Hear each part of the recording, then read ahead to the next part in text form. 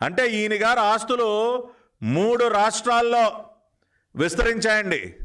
ఆంధ్ర, తెలంగాణ, కర్ణాటకల్లో ఈయన ఒక సామ్రాజ్యాన్ని, ఒక పిఏ, ఒక జర్నలిస్ట్గా పనిచేసి ఇవాళ గొడ్డలి పార్టీ అధ్యక్షుడి దగ్గర పిఏగా పనిచేస్తున్నటువంటి వ్యక్తి ఖాతాల్లోకి 20 కోట్ల రూపాయల సొమ్ములు, విలువైనటువంటి అపార్ట్మెంట్లు, విల్లాలు, ఎకరాలకు ఎకరాల భూములు, 2 కిలోల బంగారం, ఇవన్నీ కూడా బయటపడ్డాయి. సిట్ వారు విచారిస్తూ ఉన్నారు. సిట్టు విచారణ జరుగుతున్నటువంటి సందర్భంలో ఇవాళ గొడ్డలి పార్టీ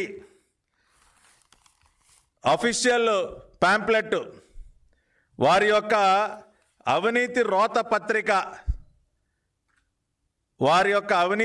పత్రిక సాక్షిలో వాళ్ళు ఏమని రాశారో ఒకసారి చదువుదామండి. ఈరోజు వాళ్ళ అవినీతి రోత పత్రికలో రాసినటువంటిది చదువుతా ఉన్నా.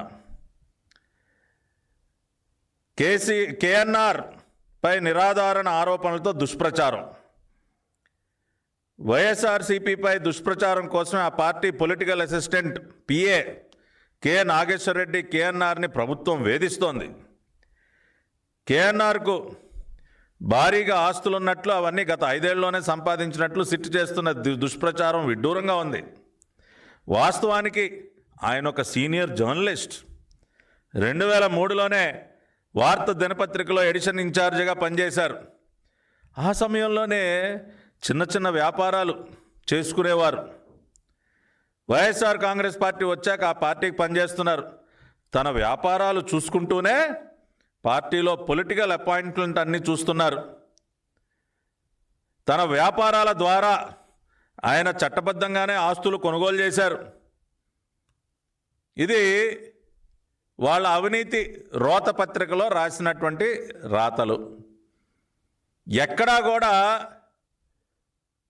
కేఎన్ఆర్ భార్య ఖాతాల్లోకి 20 కోట్లు సొమ్ములు రాలేదని కానీ, కేఎన్ఆర్కి తిరుపతిలో కానీ, దర్శిలో కానీ, జగ్గపేటలో కానీ, భోగాపురంలో కానీ భూములు లేవు, అదంతా అబద్ధం అని కానీ, బెంగళూరు, హైదరాబాదు, విజయవాడ, కడప, తిరుపతిలో విలువైనటువంటి ఫ్లాట్లు, విల్లాలు లేవని కానీ ఎక్కడ ఒక్క లైన్ కూడా రాయలేదండి. అంటే వీళ్ళు చెప్తున్నది ఏంటి?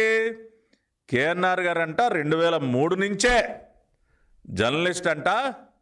జర్నలిస్ట్గా ఉంటూనే చిన్న చిన్న వ్యాపారాలు చేసుకున్నారంట. వాటి ద్వారా ఇవన్నీ సంపాదించేశారంట. ఇది నేను చెప్తున్న మాట కాదండి, వాళ్ళ పకోడీ పేపర్ చెప్తున్నటువంటి మాట. అంటే ఒక 10-15 వేల రూపాయలు జీతానికి పనిచేసినటువంటి ఒక జర్నలిస్టు